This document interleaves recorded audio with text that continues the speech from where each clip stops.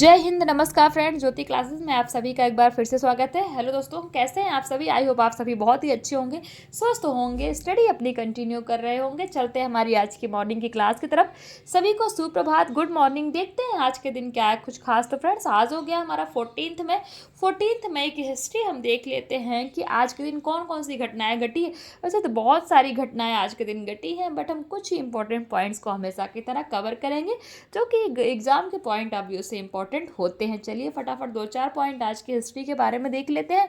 आज के दिन 1992 में भारत सरकार ने श्रीलंका के विद्रोही संगठन एलटीटीई पर प्रतिबंध लगाया।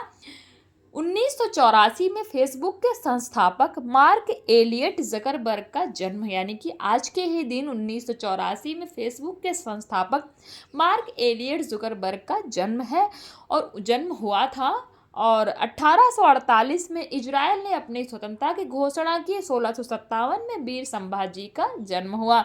तो ये तो हमने देखा किसके बारे में, आज के दिन के बारे में कुछ दो चार पॉइंट्स आज की हिस्ट्री के बारे में देखा। और हाँ फ्रेंड्स, एक पॉइंट मैं आपको और बताना चाहूँगी जो कि इम्पोर्टेंट आपको जानना आवश्यक है कि आज के दिन को हम राष्ट्रीय शालीनता दिवस के रूप में मनाते हैं। यानी कि जो 14 मई का जो दिन है, आज के दिन को हम राष्ट्रीय शालीनता दिवस मनाते के रूप में मनाते हैं। और इस दिवस को मनाने का उद्देश्य क्या है, उस पर थोड़ा सा नज़र डालते हैं। फ्रेंड्स, आज के दिन को यानी कि राष्ट्रीय शालीनता दिवस मनाने का जो हमारा उद्देश्य है, तो लोगों को राष्ट्रीय शालीनता के महत्व के बारे में जागरूक करना और इसे अपने दैनिक जीवन में शामिल करना है। यह दिन सभी के लिए एक बेहतर समाज बनाने में मदद कर सकता है, जहां लोग एक दूसरे के प्रति सम्मान और समझ के साथ रहते हैं। तो ये तो हमने देखा कि आज के दिन क्या है कुछ खास और शालीनता दिवस मनाने का क्या उद्देश्य है। तो आई होप आपको आज के पॉइंट्स कवर हुए होंगे। हमने 4-5 पॉइंट देखे, कौन कौन से एक बार मैं फिर से रिपीट करना चाहूँगी। 14 मई को 1992 में भारत सरकार ने श्रीलंका के प्रति संगठन एलटीटीई पर प्रतिबंध लगाया। 1984 में फेसबुक के संस्थापक मार्क एलियट जकरबर्ग का जन्म हुआ। 1848 में इजराइल ने अपनी स्वतंत्रता की घोषणा की। 1657 में वीर संभाजी का जन्म हुआ। और आज के ही दिन हर साल 14 मई को राष्ट्रीय शालीनता दिवस के रूप में मनाते हैं। टोटल हमने ये सारे पॉइंट्स, कितने पॉइंट्स हमने कवर किए, टोटल 5 पॉइंट्स हमने कवर किए। आई होप ये आपको अच्छे से समझ में आ गए होंगे। अब चलते हैं हमारी होम साइंस की क्लास की तरफ। जैसा कि आप सभी जानते हैं, इस चैनल के माध्यम से हम कर रहे हैं हमारी होम साइंस की सीरीज, जिसमें हम क्लास 6 और 12 की बुक को कवर कर रहे हैं और हमारी कंटिन्यू ये पढ़ाई चल रही है। और अभी तक मैं आपको बताना चाहूँगी कि हमारा क्लास 6 to 9 कंप्लीट हो गया है। हम आ गए हैं क्लास 10th में। आई होप आपने हमारी सारी प्रीवियस क्लासेस को देखा होगा। नहीं देखा है तो प्लीज़ प्लेलिस्ट में जाके वहाँ से आप क्लासेस वाइज प्लेलिस्ट बनाई गई है, वहाँ से वीडियोज़ वॉच आउट करके जिस भी क्लास की वीडियोज़ आपको चाहिए आप देख सकते हैं और अपने सारे ही कॉन्सेप्ट क्लियर कर सकते हैं, क्योंकि हमने हर एक टॉपिक को बहुत ही डिटेल में कवर किया। इतने डिटेल में पढ़ने का फ्रेंड्स हमारा एक ही उद्देश्य है कि एक बार आप इस सीरीज़ को देखिए, समझिए, ताकि होम साइंस से रिलेटेड कोई भी डाउट आपके माइंड में ना रह जाए। चाहे आप किसी भी क्लास के लर्नर्स हैं, किसी कॉम्पिटिटिव एग्जाम की प्रिपरेशन कर रहे हैं, चाहे वो किसी भी स्टेट का हो या फिर किसी भी फील्ड में होम साइंस से अपना करियर देख रहे हैं, तो सभी के लिए सीरीज़ काफ़ी हेल्पफुल होने वाली है। तो प्लीज़ अगर चैनल पर नए आए हैं तो चैनल को लाइक, शेयर और सब्सक्राइब अवश्य किया करिए। और हाँ, साथ ही साथ अपनी राय भी हमें बताया करिए, क्योंकि आपकी हर एक राय हमारे लिए बहुत ही इंपॉर्टेंट होती है। तो चलिए, हमने कुछ बातें कर ली। आज की सुबह की शुरुआत हमने जिससे हम डेली करते हैं, कुछ आज की हिस्ट्री के बारे में जाना, अपने सीरीज़ जो हम भी पढ़ाई कर रहे हैं किस लिए कर रहे हैं, इसका एम हमने देखा। अब चलते हैं हमारी क्लास की तरफ कि आज की क्लास में हम करने क्या वाले हैं। तो आप जैसा आपको मैंने बताया कि हम पढ़ रहे हैं क्लास 10th की बुक हम कवर कर रहे हैं, जिसमें हम भोजन एवं पोषण विज्ञान यानी कि food and nutrition science cover कर रहे हैं, जो हमारा होम साइंस का ब्रांच है। और उसमें हम फ्रेंड्स हमने क्या अभी तक पढ़ा है एक बार प्रीवियस क्लास देख लेते हैं, देन आज की क्लास स्टार्ट करते हैं। क्योंकि आप सभी जानते हैं, बताने की आवश्यकता नहीं कि प्रीवियस क्लास का कितना इंपॉर्टेंट है रिविज़न करना। तो फ्रेंड्स, प्रीवियस क्लास में हमने रसोई घर के प्रकार देखे थे कि रसोई घर कितने प्रकार के होते हैं। 2 प्रकार के हमने पढ़े थे, भारतीय शैली का रसोई घर, पाश्चात्य शैली का रसोई घर। भारतीय शैली जिसको हम देसी शैली का रसोई घर भी कहते हैं और पाश्चात्य शैली यानी कि विदेशी शैली का रसोई घर के नाम से भी जानते हैं। इनके दोष देखे थे, इनकी सावधानियाँ देखी थी, इनको बनाते टाइम हमें किन किन बातों का ध्यान रखना चाहिए, कौन कौन सी सावधानियाँ बरतनी चाहिए, उसके बारे में हमने देखा था। तो पाश्चात्य शैली का हमने सुविधाएँ देखी थी कि पाश्चात्य क्लास शैली किस तरह से सुविधाजनक होती है, आप ये स्क्रीन पर देख पा रहे होंगे। तो इस तरह की पाश्चात्य शैली होती है, जो कि लगभग सबके सभी के घर में इस तरह का ही रसोई घर होता है। फिर हमने रसोई घर के आकार हमने देखे, जिसमें एक दीवार वाला रसोई घर, दो दीवारों वाला रसोई घर, यू आकार का रसोई घर, अंग्रेजी के एल आकार का रसोई घर। इन इतने 4 तरह के हमने जो रसोई के आकार थे वो हमने देखे थे। फिर हमने रसोई घर में प्रयुक्त होने वाले चूल्हे, जिसमें हमने लकड़ी का चूल्हा, हैदराबादी चूल्हा जो धुआं रहित होता है, कोयले की अंगीठी है। अंगीठी कितने प्रकार की होती, 2 प्रकार की हमने देखी थी, पत्थर के कोयले की अंगूठी और कच्ची कोयले की अंगीठी, 2 प्रकार की हमने अंगीठी देखी थी। मिट्टी के तेल वाला स्टोव देखा था, स्टोव 2 प्रकार का हमने देखा था, बत्ती वाला स्टोव और पंप वाला स्टोव। गैस का चूल्हा भी हमने पढ़ा था और इसको प्रयोग करते समय कौन कौन सी सावधानियां हमें बरतनी चाहिए वो भी हमने देखा था। गैस के चूल्हे का लाभ देखा था, विद्युत चूल्हा हमने देखा था, साथ ही साथ इंडक्शन चूल्हा भी हमने देखा था। और विद्युत चूल्हा और इंडक्शन चूल्हा में क्या डिफरेंस, क्या अंतर होता है, इसके बारे में भी हमने जाना था। आई होप आपने इस क्लास को देखा होगा तो आपके सारे ही कॉन्सेप्ट क्लियर हुए होंगे। नहीं देखा तो फ्रेंड्स प्रीवियस क्लास में आप जा करके देख सकते हैं, टेंशन की बात नहीं है। क्योंकि प्लेलिस्ट में ये सारी ही क्लासेस आपको प्रोवाइड कराई गई, आप जब चाहें जितनी बार चाहें आप देख सकते हैं। कोई भी इनका चार्ज नहीं है, सारी फ्री क्लासेस होती हैं। तो अब चलिए चलते हैं, देखते हैं भोजन पकाने के अन्य आवश्यक उपकरण। और हाँ, एक चीज़ मैंने आपको बताया नहीं, ये कुछ क्वेश्चंस मैंने आपको दिए थे एज अ होमवर्क के रूप में। आई होप आपने इन क्वेश्चन को भी सॉल्व किया होगा और ये सारे ही क्वेश्चंस आपसे बहुत ईजीली सॉल्व हुए होंगे। तो ये तो थी हमारी प्रीवियस क्लास। अब देख लेते हैं भोजन पकाने के अन्य आवश्यक उपकरण के बारे में। वर्तमान समय व्यस्तताओं के साथ साथ विज्ञान का भी युग है, आप सभी जानते हैं। प्रत्येक व्यक्ति को एक साथ अनेक कार्य करने पड़ते हैं, जिसमें अधिक समय की आवश्यकता पड़ती है। आजकल महिलाएं घर एवं बाहर दोनों स्थानों पर कार्य करती हैं, जिससे उनके श्रम और समय की बचत के लिए कुछ उपकरण अत्यंत उपयोगी सिद्ध होते हैं। रसोई घर में प्रयुक्त उपकरणों का विवरण निम्न प्रकार है। Number 1, cooker. कुकर भोजन को कम समय एवं कम व्यय में पकाने में सहायक होता है। साथ ही कुकर में भोजन पकाने से भोजन की पौष्टिकता भी बनी रहती है। विभिन्न प्रकार के कुछ कुकर होते हैं। नंबर 1 है प्रेशर कुकर। यह भगोने के आकार का होता है, जिसके ढक्कन में रबड़ लगी होती है जो वाष्प को बाहर नहीं निकलने देता। वाष्प के बाहर न निकलने के कारण बर्तन के भीतर ही दबाव बढ़ता जाता है और साथ ही पानी का क्वथनांक भी बढ़ता जाता है। उच्च क्वथनांक के कारण भोजन जल्दी पक जाता है। ये देखिए, इस तरह का प्रेशर कुकर हम सभी के घर में है और हम सभी इससे बखूबी परिचित हैं। प्रेशर कुकर में खाना बनाने के लाभ देख लेते हैं। तो नंबर 1 है प्रेशर कुकर के उपयोग से भोजन शीघ्र पकता है।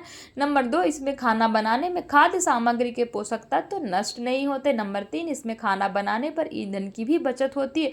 नंबर 4 है प्रेशर कुकर से पकाए गए दाल, चावल, सब्जी आदि की स्वाभाविक सुगंध एवं स्वाद दोनों बने रहते हैं।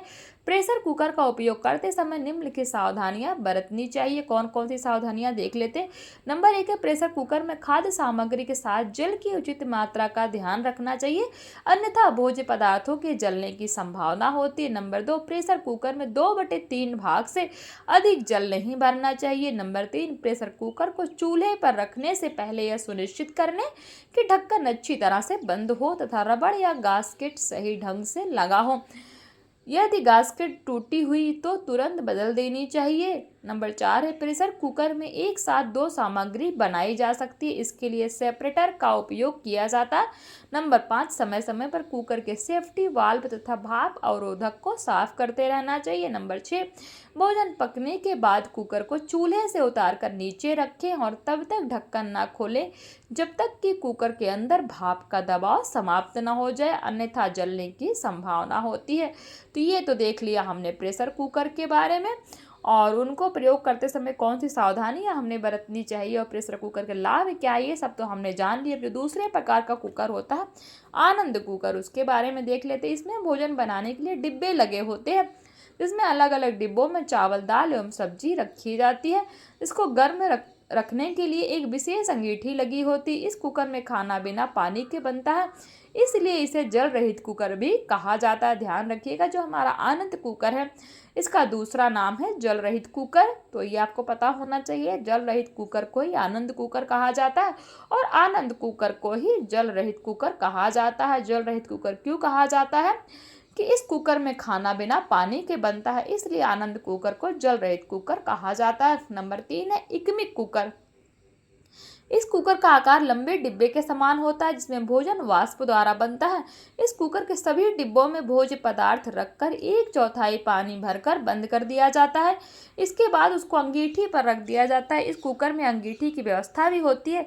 इसकी बाह्य संरचना आनंद कुकर के समान ही होती है, जबकि आंतरिक संरचना बिल्कुल भिन्न होती है। किसकी? इकमिक कुकर की। तो ये तो हमने 3 प्रकार का कुकर देख लिया। कौन कौन सा? प्रेशर कुकर, आनंद कुकर जिसको हम जल रहित कुकर भी कहते हैं, और तीसरा हमने जो देखा इकमिक कुकर। आई होप ये तीनों तरह के कुकर आपको अच्छी तरीके से समझ में आए होंगे। अब देख लेते हैं भोजन पकाने के अन्य आवश्यक उपकरण में क्या है हमारा विद्युत टोस्टर के बारे में। यही तो हम कुकर के बारे में पढ़ रहे थे। अब जो विद्युत टोस्टर उसके बारे में हम देख लेते हैं। यह एक छोटा सा विद्युत चलित उपकरण है जिसका उपयोग अधिकांश परिवारों में किया जाता है। टोस्टर का उपयोग डबल रोटी व स्लाइस को सेकने के लिए होता है। टोस्टर में एक जाली होती है जो विद्युत के प्रवाह से गर्म हो जाती है। इसमें डबल रोटी को डाला जाता है तथा उसका टोस्ट बनाया जाता है। इस यंत्र से सभी टोस्ट एक जैसे सिक जाते हैं तथा जलते नहीं। ये देखिए स्क्रीन पर आपको दिख रहा होगा। इस तरह का जो हमारा विद्युत टोस्टर है वो दिखता है। आई होप आप सभी इससे भली भांति परिचित भी होंगे। तो इस तरह का हमारा जो विद्युत टोस्टर है वो दिखता है। अब भोजन पकाने का जो हमारा तीसरा उपकरण है क्या है? विद्युत केतली। हमने 2 तरह का जाना अभी, क्या कुकर के बारे में और विद्युत टोस्टर के बारे में। अब हम विद्युत केतली के बारे में देखते हैं। तो विद्युत चलित केतली, विद्युत से आप समझ गए ना, जो लाइट की हेल्प से चलता है। तो विद्युत चलित केतली कम मात्रा में पानी गर्म करने, चाय तथा कॉफ़ी बनाने में काफ़ी उपयोगी होती है। आकार में चाय की केतली के समान ही होती है। इनमें निर्धारित मात्रा में पानी डालकर ढक्कन बंद करके प्लग लगा दिया जाता है और स्विच ऑन होने के बाद पानी गर्म होने लगता है। केतली को हमेशा पानी में धोकर एवं सुखाकर रखा जाना चाहिए। नंबर 4 है हमारा रेफ्रिजरेटर, जिसको हम फ्रिज कहते हैं। इसका निर्माण भोज्य पदार्थों को कम ताप पर संग्रहित करके शीघ्र खराब होने से बचाने के लिए किया गया है। इसमें भोज्य सामग्री के ताप को हिमांक से उच्च एवं निम्न दोनों बिंदुओं पर संचालित किया जाता है। इसमें रखी वस्तुओं जैसे दूध, अंडा, फल एवं सब्जियां, मक्खन तथा पके भोजन को कुछ समय तक संरक्षित किया जा सकता है। फ्रिज का तापक्रम मौसम के हिसाब से बढ़ाया एवं घटाया जाता है। फ्रिज में बर्फ जमाने के लिए फ्रीजर होता है। फ्रिज का उपयोग चिकित्सा के क्षेत्र में व्यापक पैमाने पर होता है, जिसमें दवाइयाँ, इंजेक्शन, टेस्ट संबंधी वस्तुओं, रक्त, सीरम आदि को संग्रहित करने में भी भूमिका महत्वपूर्ण होती है। वर्तमान युग में अधिकतर शहरी परिवारों में इसका प्रयोग किया जाता है। फ्रिज एक महंगा विद्युत चलित उपकरण है। इसकी सुरक्षा है तो निम्नलिखित बातों का ध्यान रखना चाहिए कि जब भी फ्रिज आपके पास हो, आप फ्रिज अगर प्रयोग करते हैं तो किस तरीके से उसकी सुरक्षा है तो उसका ध्यान रखना है। कुछ इंपॉर्टेंट पॉइंट्स उसमें देखिए। नंबर 1 है फ्रिज की सुरक्षा है तो बिजली का वोल्टेज नियत रहना चाहिए, यानी कि कम ज़्यादा नहीं होना चाहिए। इंश्योर करना है कि बिजली का वोल्टेज सही हो। इसके लिए अच्छे वोल्टेज नियंत्रक, जिसको हम स्टेबलाइजर का प्रयोग करना चाहिए। नंबर 2, आवश्यकता होने पर ही फ्रिज के द्वार को खोलना चाहिए। दरवाज़ा बार बार खोले जाने पर इसकी ठंडक व गैस बाहर निकलती रहती है। नंबर 3, फ्रिज को दीवार से सटाकर नहीं रखना चाहिए। इसे दीवार से कम 1 फीट दूरी पर रखना चाहिए, जिससे इसकी मोटर कंप्रेसर को ठंडा रहने के लिए पर्याप्त वायु मिलती रहे। नंबर 4, समय समय पर फ्रिज को डीफ्रॉस्ट यानी कि विद्युतीकरण करके उसकी पूर्ण सफाई करनी चाहिए। डीफ्रॉस्ट का मीनिंग क्या है कि आप जैसे फ्रिज का प्लग निकाल दीजिए और उसका जितना भी उसका बर्फ़ वगैरह जमा है सब उसको निकाल करके अच्छे से साफ़ कर दीजिए, वही होता है डीफ्रॉस्ट। उसकी पूर्ण सफाई करनी चाहिए जिससे अनावश्यक बर्फ पिघल कर निकल जाए। नंबर 5, फ्रिज की सफाई है तो मीठा सोडा प्रयोग किया जा सकता है। नंबर 6, फ्रिज से बर्फ आदि निकालने के लिए किसी नुकीली वस्तु का प्रयोग नहीं करना चाहिए। नंबर 7, फ्रिज को प्रत्येक प्रकार की खरोंच से बचाना चाहिए। तो क्वेश्चन आपसे अगर बन गया कि फ्रिज को साफ करने के लिए किसका प्रयोग किया जाता है, तो आप क्या लिख सकते हैं? मीठे सोडे का प्रयोग फ्रिज को साफ करने के लिए किया जाता है। तो ये तो हमने देखा रेफ्रिजरेटर के बारे में, और उनको प्रयोग करते समय कौन कौन सी सावधानियां हमें रखनी है, कौन कौन सी बातों का ध्यान रखना, उसके बारे में भी हमने देखा। अब जो हमारा नेक्स्ट विद्युत चलित उपकरण है उसके बारे में देख लेते हैं, जो है हमारा जूसर, मिक्सर और ग्राइंडर। अधिकांशतः इसका उपयोग सामग्री को कूटने एवं पीसने में होता है। यह बिजली के मोटर द्वारा कार्य करता है, जिसमें शीशे, प्लास्टिक या स्टील का गिलास लगा होता है, जो निम्न प्रकार के कार्यों में सहायक होता है। नंबर 1 फलों का जूस निकालना। नंबर 2 विभिन्न पेय पदार्थ बनाना। नंबर 3 सूखा या गीला मसाला पीसना। नंबर 4 चटनी, दाल, चावल पीसना। नंबर 5 दलिया या सूखी दाल पीसना। नंबर 6 केक एवं पेस्ट्री आदि के लिए अंडे फेंटना। यानी कि इन सभी चीज़ों का हम प्रयोग किस में करते हैं? जो हमारा जूसर, मिक्सर और ग्राइंडर है, ये सभी हम इनसे बनाते हैं। अब जो हमारा नेक्स्ट है ओवन, तंदूर, जिसको हमारा नेक्स्ट विद्युत चलित यंत्र है वो क्या है? ओवन, तंदूर। तो रसोई घर के उपकरणों में यह अत्यंत महत्वपूर्ण उपकरण है। विद्युत ओवन में विद्युत धारा की सहायता से ऊष्मा उत्पन्न होती है, जिससे भोज्य पदार्थों को बेक करने तथा भुनने का कार्य किया जाता है। ओवन की सहायता से घर में केक, पेस्ट्री तथा बिस्किट आदि बनाए जा सकते हैं। इसके अतिरिक्त मांस के कबाब तथा तंदूरी मुर्गे भुनने का कार्य भी किया जा सकता है। ओवन में खाद्य सामग्री को ताप के माध्यम से पकाया जाता है। ओवन की सुरक्षा है तो निम्नलिखित बातों का ध्यान रखना चाहिए। देख लेते हैं कौन कौन सी बातें। नंबर 1, ओवन को सावधानी पूर्वक इस्तेमाल करना चाहिए तथा इसके स्विच, सॉकेट तथा तार की समय समय पर जांच करते रहना चाहिए। नंबर 2, इसकी आंतरिक सफाई करते रहना चाहिए। नंबर 3, इसकी आंतरिक सतह को कभी खुरच कर साफ नहीं करना चाहिए। तो इस तरीके से जो हमारा ओवन यानी कि तंदूर है उसका ध्यान रखना है। नंबर 7 है माइक्रोवेव। यह विद्युत द्वारा संचालित होने वाला उपकरण है, जिसमें भोजन पकाया जाता है, साथ ही पके हुए भोजन को गर्म भी किया जाता है। इसमें द्रव्य पदार्थों जैसे दूध, पानी आदि को उबाला भी जाता है। किसमें? माइक्रोवेव में। माइक्रोवेव की खास विशेषता यह है कि यह शीघ्र ही भोजन को पका देता है एवं गर्म कर देता है। इसके प्रयोग से समय कुछ सावधानियां रखनी आवश्यक होती है। यानी कि जब भी हम माइक्रोवेव का प्रयोग करें तो इसके प्रयोग के समय कुछ सावधानियां हमें रखनी चाहिए, जिनके विषय में माइक्रोवेव के साथ प्रदत्त बुकलेट से भी जानकारी प्राप्त की जा सकती है। यानी कि कौन कौन सी सावधानियां आपको बरतनी चाहिए माइक्रोवेव का प्रयोग करते समय। वो जो माइक्रोवेव आप खरीदते हैं तो वो बुकलेट आपको मिलती है ना, चाहे आप रेफ्रिजरेटर लो, चाहे आप जूसर, मिक्सर, ग्राइंडर लेते हैं, कुछ भी लेते हैं, तो सभी के बुकलेट आपको मिलती हैं, जिसमें उन सभी के प्रयोग की, उनकी साफ़ सफाई की हर तरह की जानकारियाँ उनके अंदर आपको मिलती है। देखिए यह माइक्रोवेव से आप सभी परिचित होंगे। इस प्रकार की कुछ सावधानियां निम्नलिखित है। नंबर 1, प्रयोग से पहले निर्धारित सामग्री के लिए निश्चित समय को सेट कर लें, जो कि प्रायः बुकलेट में लिखा होता है।